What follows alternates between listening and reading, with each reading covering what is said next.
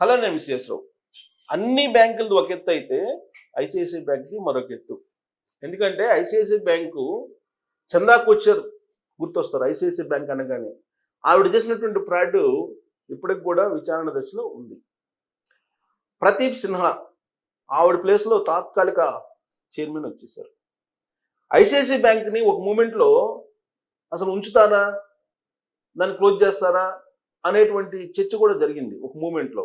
ఎందుకనంటే ఎవరైనా fixed deposit చేసి దాన్ని మళ్ళా మెచ్యూరిటీ అయిపోయిన తర్వాత డబ్బులు ఇవ్వమంటే టైం గడిపే వాళ్ళు అనేది అప్పట్లో వచ్చినటువంటి కామెంట్స్. అలాగే చెక్స్ ఎవరైనా వేస్తే కనుక చెక్స్ క్లియర్ అయ్యేవి కాదు అనేది అప్పట్లో వచ్చింది చందా కొచ్చర్ గారు చైర్మన్గా ఉన్నప్పుడు.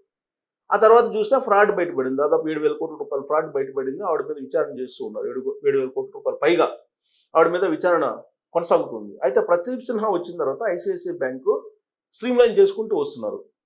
ఇప్పుడు ఖాతాదారుల మీద పిడుగు లాంటి వార్తను వినిపిస్తూ ఉన్నారు. ఇప్పటి నుంచి మీరు ఖాతా ఓపెన్ చేస్తే కనుక మినిమం 50,000 రూపాయలు బ్యాలెన్స్ ఉండాలి.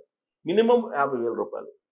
మినిమం 50,000 రూపాయలు మీ ఖాతాలో లేకపోతే కనుక ఫైన్ వేయబడుతుంది. ఎంత వేయబడుతుంది అని అంటే 500 రూపాయలు ఫైన్ వేయబడుతుంది. ప్లస్ దానికి ఇంట్రెస్ట్ కూడా 6% చొప్పున ప్రతి నెల వేసి మీ దగ్గర ముక్కు పిండి వసూలు చేస్తామని చెప్పి చెప్తూ ఉన్నారు. దీంతో ఐసిఐసిఐ బ్యాంకులో ఖాతాలు ఉన్నటువంటి వాళ్ళు క్లోజ్ చేసుకుంటున్నారు. వాస్తవంగా క్లోజ్ చేసుకోవాల్సిన అవసరం లేదు. ఎందుకనంటే పాత ఖాతాలకి ఇది వర్తించదు అని చెప్తున్నారు. ఎవరైతే ఆల్రెడీ ఐసిఐసిఐ బ్యాంకులో ఖాతా ఉన్నటువంటి వాళ్ళు ఉన్నారో వాళ్ళకి ఈ నిబంధన వర్తించదు.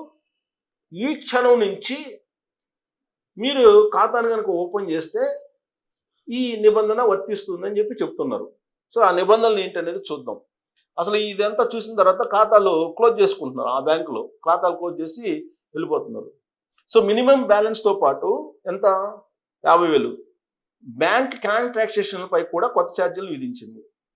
ఇప్పుడు ఒక నెలలో 3 ఫ్రీ క్యాష్ ట్రాన్సాక్షన్ల తర్వాత అదనపు ట్రాన్సాక్షన్లకు డిపాజిట్ లేదా విత్డ్రాయల్కు 150 రూపాయలు వసూలు చేస్తారంట. కేవలం 3 మాత్రమే ఫ్రీ, మిగతా వాటికి 150 రూపాయలు వసూలు చేస్తారు. అంటే బ్రాంచ్లో లేదా ఏటీఎంల్లో క్యాష్ డిపాజిట్ లేదా విత్డ్రా చేస్తే 3 ట్రాన్సాక్షన్లు ఫ్రీ. ఆ తర్వాత ఒక్కో ట్రాన్సాక్షన్ 150 రూపాయలు. సో ఇక మీరు ఐసిఐసిఐ బ్యాంక్ కార్డును వాడాలా పర్లేదా అనేది మీరే నిర్ణయించుకోవచ్చు. 3 మాత్రమే ఫ్రీ నెలకి. ఇక సెలవు రోజుల్లో నాన్ బ్యాంకింగ్ అవర్స్లలో లేదా హాలిడేస్లో ఏటీఎం ద్వారా క్యాష్ డిపాజిట్ చేస్తే నెలలో టోటల్ ట్రాన్సాక్షన్ 10,000 దాటితే ఒక్కో ట్రాన్సాక్షన్కి 50,000 రూపాయలు. గుర్తుపెట్టుకోండి. మీరు ఆఫీస్ అవర్స్లో కాకుండా మీరు కనుక ఏటీఎంలో డిపాజిట్ చేస్తే అంటే రాత్రి వేళల్లో అలా 50 రూపాయలు మీకు 10,000 దాటినప్పటి నుంచి 50 రూపాయలు ఒక్కో ట్రాన్సాక్షన్కి 50 రూపాయలు వసూలు చేస్తారు.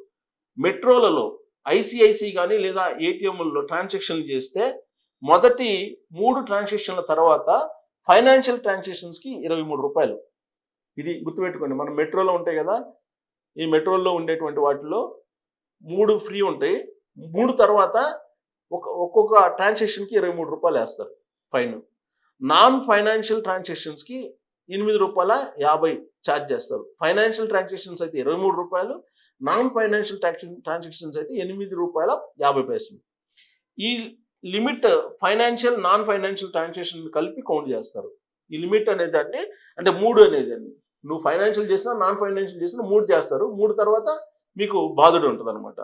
మెయింటైన్ చేయాలి. ఆగస్టు 1 దీనికి డెడ్ లైన్ పెట్టారు. ఆగస్టు 1 తర్వాత మీరు ఖాతాలను ఓపెన్ చేస్తే వాటన్నిటికి కూడా ఈ నిబంధనలు వర్తిస్తాయి. ఆగస్టు 1 తర్వాత కొత్తగా అకౌంట్ ఓపెన్ చేసిన వాళ్ళు ఈ కొత్త మినిమం బ్యాలెన్స్ రూల్స్ని తప్పక పాటించాలి. ఒకవేళ ఈ బ్యాలెన్స్ మెయింటైన్ చేయలేకపోతే పెనాల్టీ చెల్లించాల్సి వస్తుంది. ఐసిఐసిఐ బ్యాంకులో మినిమం బ్యాలెన్స్ని క్వార్టర్లీ బేసిస్లో ట్రాక్ చేస్తారు.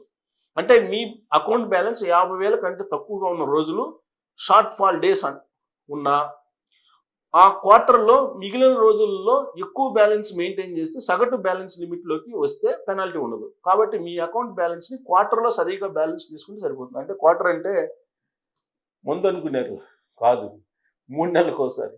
3 నెలలకు ఒకసారి చూస్తారట. ఒకసారి ఎక్కువ ఉండొచ్చు, ఒకసారి తక్కువ ఉండొచ్చు. ఓవరాల్గా 50,000 అనేది ఎవ్రీ డే ఉండాలి అనేది వాళ్ళ నిబంధన. ఇదిగోండి. ICICI bank hikes minimum balance requirement for saving accounts.